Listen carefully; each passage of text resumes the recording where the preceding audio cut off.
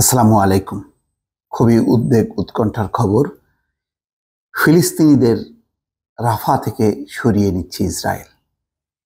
যেই রাফা আক্রমণ না করার জন্য বা অভিযান না চালানোর জন্য মার্কিন যুক্তরাষ্ট্র সরাসরি বলেছে, পশ্চিমা বিশ্ব নিষেধ করেছে। এবং রাফাতে যদি এই মুহূর্তে অভিযান চালানো হয়, অনেকে আশঙ্কা করছে সেটির ভয়াবহতা গাজার থেকেও বেশি হবে। কেননা যখন কি গাজার অভিযান চালানো হয়, সেই গাজার উদ্বাস্তুদের একটি বড় অংশ তারা রাফাতে যে আশ্রয় নিয়েছে, তার সংখ্যা 10 লাখের বেশি। আর রাফায় স্থায়ী বাসিন্দা হচ্ছে 3 লাখ। তাহলে 3 লাখের সাথে 10 লাখ এবং অনেকে মনে করছে 14 থেকে 15 লাখ ফিলিস্তিনি এই মুহূর্তে রাফাতে আছে। সেই রাফাতে অভিযান চালাতে চায় নেতানিয়াহু। তিনি খুবই দৃঢ় প্রতিজ্ঞ যে সেখানে চালাবেনই। এবং এই রাফা অভিযান নিয়ে একটি ইউনিটের উপর নিষেধাজ্ঞা দেওয়া হয়েছে। ইসরায়েলে যাওয়া একটি অস্ত্রের চালান আটকে দেওয়া হয়েছে বলে খবরের প্রকাশ।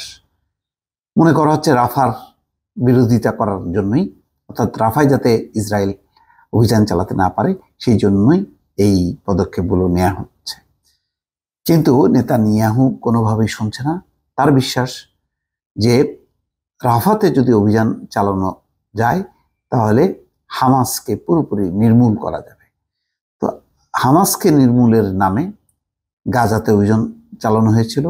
সেই গাজায় মারা গেছে বেসামরিক লোকজন, তার মধ্যে নারী এবং শিশুরাই ছিল বেশি। এবং সেই মৃত্যুর সংখ্যা 35,000 ছাড়িয়ে গেছে। এখন বলা হচ্ছে যে গাজায় আস্তে আস্তে রোগবালাই বিস্তার লাভ করছে। কেন? ধ্বংসস্তূপের নিচে হাজার হাজার মানুষ এখনো পড়ে আছে। শুধুমাত্র সরকারি হিসাবে 35,000 ছাড়িয়ে গেছে। আর নিখোঁজ যাদের সন্ধানই পাওয়া যায়নি তার সংখ্যাটা দ্বিগুণেরও বেশি, যারা ধ্বংসস্তূপের নিচে আছে, যারা তালিকাভুক্ত হয়নি। এরকম একটা পরিস্থিতির মধ্যে যদি রাফাতে অভিযান চালানো হয় তাহলে তার পরিণতি গাজার থেকেও বেশি হবে বলে আন্তর্জাতিক বিশেষজ্ঞদের আশঙ্কা। খবরে বলা হচ্ছে গাজার উত্তরাঞ্চল থেকে সাধারণ ফিলিস্তিনিদের সরানোর কার্যক্রম শুরু করেছে ইসরায়েল।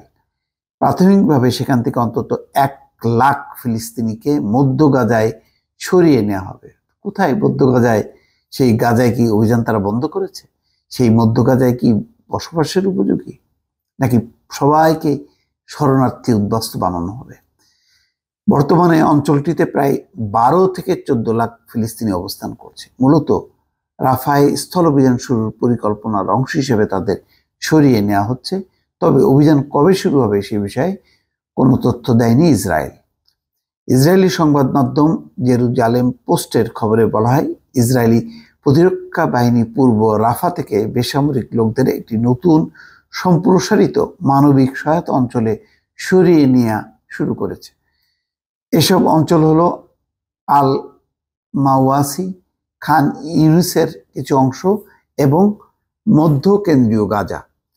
নতুন মানবিক অঞ্চলের মধ্যে ফিল্ড হাসপাতাল, তাঁবু, খাদ্য, পানি ও ওষুধ সহ অন্যান্য সুবিধা নিশ্চিত করা হয়েছে। আইডিএফ আরও জানিয়েছে, রাফা থেকে ফিলিস্তিনিদের সরিয়ে নিতে আন্তর্জাতিক সংস্থাগুলোর সঙ্গে কাজ করে যাচ্ছে। এছাড়া গাজা উপত্যকায় আরও মানবিক ত্রাণ সহায়তা পৌঁছাতেও আন্তর্জাতিক সংস্থাগুলো কাজ করছে। রাফাবাসীকে সেখান থেকে গাজার মধ্যাঞ্চলে সরে যেতে আহ্বান জানিয়ে আজ সোমবার সকাল থেকে বিভিন্ন পোস্টার বিতরণ করেছে।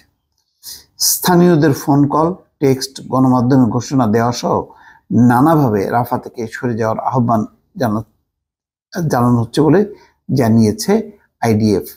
বার্তা সংস্থা এপির প্রতিবেদন বলা হচ্ছে, আজ সোমবার ইসরায়েলি সেনাবাহিনী জানিয়েছে তারা পূর্ব রাফা থেকে প্রায় 1 লাখ মানুষকে সরিয়ে নিচ্ছে। আইডিএফ এর মুখপাত্র সংবাদ মাধ্যমকে বলেছেন, আনুমানিক 1 লাখ লোক প্রাথমিকভাবে সরিয়ে দেওয়া হচ্ছে। আইডিএফ এর মুখপাত্র ড্যানিয়েল হ্যাগারি বলেছেন, হামাসকে ধ্বংস করার জন্য আমাদের পরিকল্পনার অংশ হিসেবে এটি করা হচ্ছে। আমরা গতকাল রাফায় তাদের উপস্থিতি এবং তাদের অপারেশনাল সক্ষমতার একটি হিংসাত্মক নমুনা দেখতে পেরেছি। উল্লেখ্য, রাফা থেকে হামাসের হামলায় ইসরায়েলের অভ্যন্তরে অন্তত 3 সেনা নিহত ও 11 জন আহত হয়েছে। এই জন্য রাফাকে টার্গেট করা হচ্ছে বলে ইসরায়েল দাবি করছে। দর্শক, ভালো থাকবেন। আল্লাহ হাফেজ।